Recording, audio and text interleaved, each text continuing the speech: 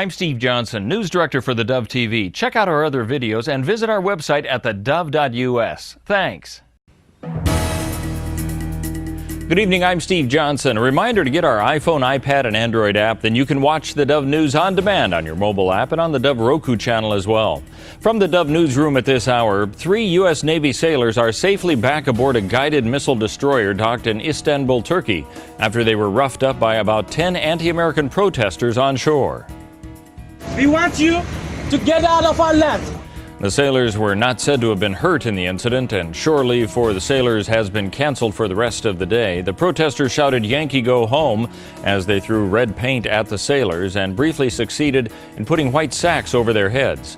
They said the Americans were killers and that they should leave Turkey. Some Turks accused the U.S. of meddling in regional affairs. A Turkish news agency says police have detained 12 people in connection with that incident. Frigid air will continue to gust through parts of Oregon, including the Columbia River Gorge and the Portland-Vancouver area. Falling trees knocked out power and blocked some roads Wednesday morning. Portland General Electric reported outages for more than 15,000 customers.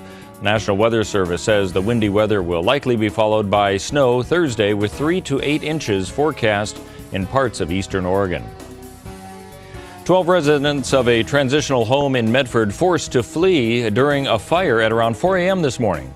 One had to be rescued by firefighters on the first floor of the 2.5-story structure housing people recovering from substance abuse.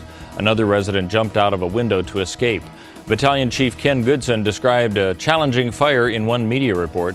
The fire reportedly started on the second floor and its cause is being investigated.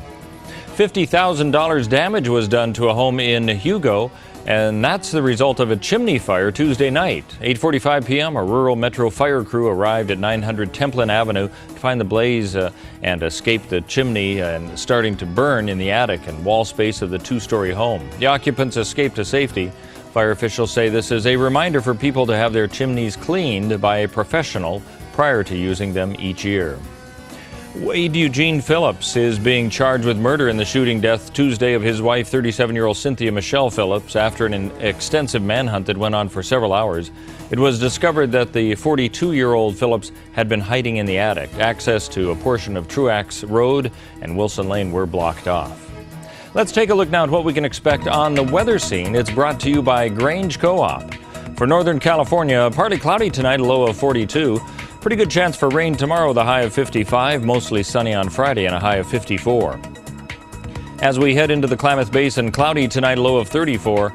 About a 30% chance of rain tomorrow with a high near 50, 46 and a slight chance of rain on Friday. As we head over to the Oregon coast in the Brookings area, partly cloudy tonight, low of 48. About a 90% chance of rain tomorrow with a high of 60. Just a slight chance of rain, a lesser chance, I should say, on Friday with a high of 59. As we move into the Central Oregon area, Bend, partly cloudy tonight, a low of 19 degrees. Then a mix of rain and snow both Thursday and Fridays, with the lows or the highs looking like lows somewhere in the mid to upper 30s. And for Southern Oregon and the Medford area, partly cloudy tonight, low of 44. Pretty good chance of rain tomorrow, the high of 57, 55 on Friday. That's a look at news and weather. You're up to date on the Dove.